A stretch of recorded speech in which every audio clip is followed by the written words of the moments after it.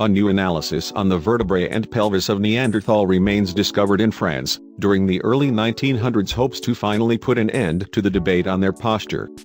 Throughout the decades, our understanding of the Neanderthal's stature has varied dramatically.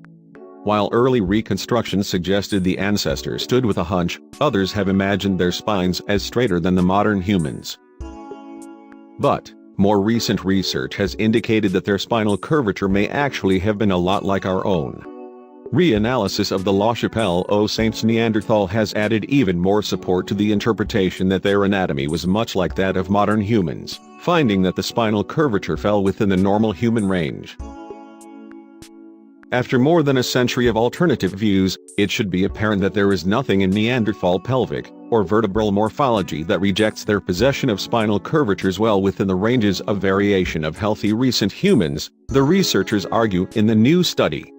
In the paper published to the Proceedings of the National Academy of Sciences, the team used a pelvic reconstruction to investigate the curvature in the spine of the Chapelle-aux-Saints individual. The partial skeleton was discovered in 1908, and is said to represent an older male in his 60s or 70s at the time of death. Given his advanced age, the researchers say it was likely the Neanderthal individual suffered osteoarthritis and other age-related degeneration. Using the reconstructions, the team examined the angle of the pelvis in relation to the spine, along with the articulations of the cervical and lumbar vertebrae.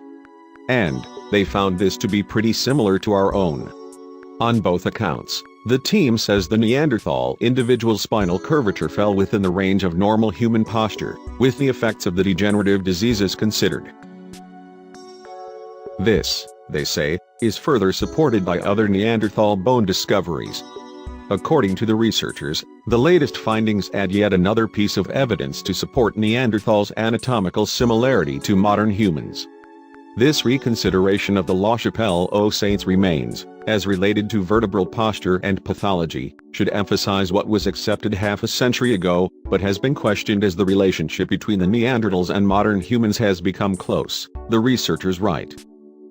Despite the evident morphological contrasts, there is little, paleontologically or archaeologically, to indicate differences in basic functional anatomy and behavioral capabilities between them and their late Pleistocene modern human neighbors. The researchers say, the Chapelle-aux-Saints individual stands as direct anatomical evidence that the Neanderthal's spinal curvature would have resulted in a posture much like that seen in humans today. Other interpretations, they argue, are just an effort to further distinguish humans from our ancestors, despite the evidence suggesting otherwise. It is therefore time to move beyond making Neanderthals less human, the researchers write, and focus on the subtle shifts in late Pleistocene human biology and behavior.